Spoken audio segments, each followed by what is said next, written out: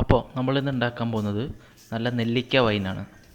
അപ്പോൾ അത് എങ്ങനെ ഉണ്ടാക്കുന്നത് നമുക്ക് നോക്കാം. അതിനായിട്ട് ആദ്യം നമ്മൾ ഇതുപോലത്തെ ഒരു ജാർ എടുത്തു. പിന്നെ ഇത് നെല്ലിക്കയാണ്. ഞാനിപ്പോൾ ഇവിടെ 1 കിലോ നെല്ലിക്ക എടുത്തിട്ടുണ്ട്. നല്ല കാട്ടു നെല്ലിക്കയാണ് എടുത്തിരിക്കുന്നത്. പിന്നെ ഇത് ശർക്കര. ഞാൻ 1 കിലോ നെല്ലിക്കയ്ക്ക് 1 കിലോ ശർക്കര എന്നുള്ള അളവിൽ എടുത്തിരിക്കുന്നത്. ഇത് 1 കിലോ ശർക്കര നന്നായി പൊടിച്ചെടുത്തതാണ്. പിന്നെ ഇത് സ്പൈസസ് എല്ലാം കൂടെ ചേർത്തതാണ്. ഞാൻ ഒരു 2 വലിയ പട്ട, പിന്നെ ഒരു 5 ഗ്രാമ്പു, 5 ഏലക്കായ കൂടെ ചതച്ചെടുത്തതാണ്. പിന്നെ ഇനി ഇത് എങ്ങനെ ഉണ്ടാക്കാമെന്ന് നമുക്ക് നോക്കാം. ആദ്യം ഈ നെല്ലിക്ക നല്ല കഴുകി നല്ലോണം തുടച്ചെടുത്ത നെല്ലിക്കയാണ്. ആ നെല്ലിക്ക നമുക്ക് ഒരു ലെയർ ഇതിലേക്ക് മാറ്റാം. ഫസ്റ്റ് ഒരു ലെയർ ഇങ്ങനെ ഇടാൻ പോവാം. ഇപ്പോൾ അടുത്തത് നമ്മൾ ശർക്കര, നമ്മൾ പൊടിച്ചു വെച്ച ശർക്കരയാണ് അടുത്ത ലെയർ ചേർക്കാൻ പോണത്. അപ്പോൾ അടുത്ത ലെയർ ഇത് വെച്ച് നിറക്കി ശർക്കര വെച്ചിട്ട് ഒരു ലെയർ ഇടാം.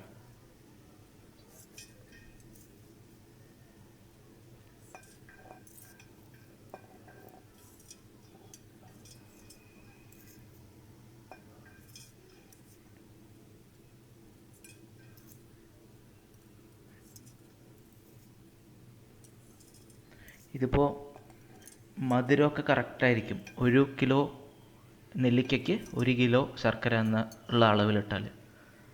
ഇപ്പോൾ ഇത് പോരാ, കുറച്ചും കൂടെ നമുക്ക് ഒന്ന് നിറയ്ക്കാം. ആ സൈഡ് കുറച്ചിങ്ങനെ ഇതായി കിടക്കുന്നുണ്ട്, അപ്പോൾ അവിടെ കൂടെ ഒന്ന് നിറയ്ക്കാം. ഓക്കെ, ഇത് മതി. ഇനി അടുത്തത് നമ്മൾ പൊടിച്ചു വെച്ച നമ്മുടെ സ്പൈസസ് ചെറുതായി ഒന്ന് വിതറി കൊടുക്കുക. സ്പൈസസ് ഇനി വീണ്ടും ഇതിൻ്റെ മുകളിലേക്ക് അടുത്ത ലെയർ നെല്ലിക്കയോട് ഇട്ട് കൊടുക്കാം.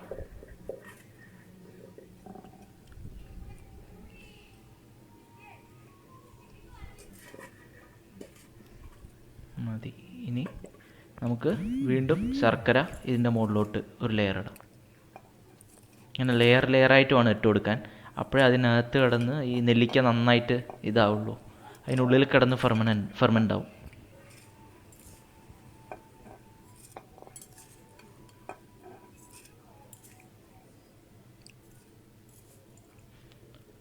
നന്നായിട്ട് മുകളിൽ ഇട്ട് കൊടുക്കാം.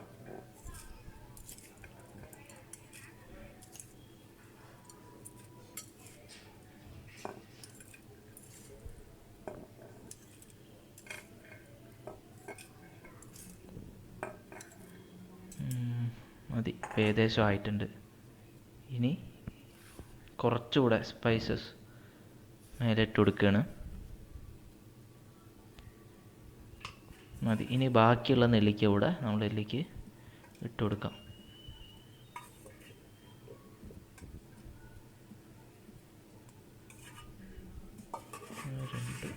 കഴിഞ്ഞു മൊത്തം. അപ്പോൾ നെല്ലിക്കയൊക്കെ നമ്മൾ ഇട്ട് കഴിഞ്ഞു. ഇനി ഇതിൻ്റെ മുകളിൽ ബാക്കിയുള്ള നമ്മുടെ ശർക്കര വിതറാം. ഇത്രയുള്ളൂ, അത് മതി. പിന്നെ അതിൻ്റെ മുകളിലേക്ക് നമുക്ക് ബാക്കി ഉണ്ടായിരുന്ന ആ സ്പൈസസ് കൂടെ ഇട്ട് കൊടുക്കാം. ഓക്കെ, അപ്പോൾ ഏകദേശം നമ്മുടെ സംഭവം റെഡി ആയിരിക്കുകയാണ്. ഇനി നമുക്കിത് അടച്ചു വയ്ക്കാം. അപ്പോൾ ഞാൻ ഒരു തുണി കൊണ്ട് അടച്ചു വെച്ചിട്ട് ഒരു തുണി കൊണ്ട് നല്ല ബലത്തിൽ മൂടണം. നന്നായി കെട്ടി വയ്ക്കണം.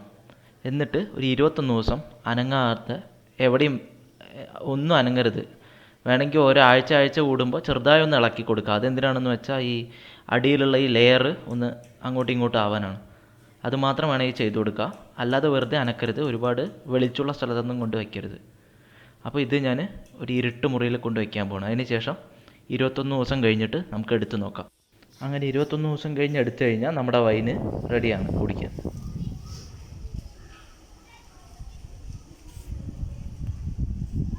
അപ്പോൾ ഇത് ഞാൻ കഴിഞ്ഞ മാസം ഉണ്ടാക്കി വെച്ച വൈനാണ്. ഏകദേശം ഒരു 35 ദിവസമായി ഉണ്ടാവും.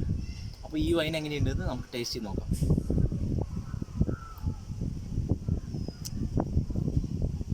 മധുരമൊക്കെ നന്നായി പിടിച്ചിട്ടുണ്ട്. ആ സ്പൈസസിൻ്റെയൊക്കെ ടേസ്റ്റ് നന്നായി വരുന്നുണ്ട്. അപ്പോൾ ഇനി നിങ്ങൾക്ക് വീര്യം കൂടുതൽ വേണമെന്നൊക്കെ ഉണ്ടെങ്കിൽ ഏകദേശം ഒരു 40-45 ദിവസമൊക്കെ വെച്ചിട്ട് ആ ഭരണിക്കകത്ത് വെച്ചിട്ട് പിന്നെ എടുത്താൽ മതി. അപ്പോൾ വീര്യം കൂടും, നല്ല കിക്ക് കിട്ടാൻ വേണ്ടിയിട്ട്.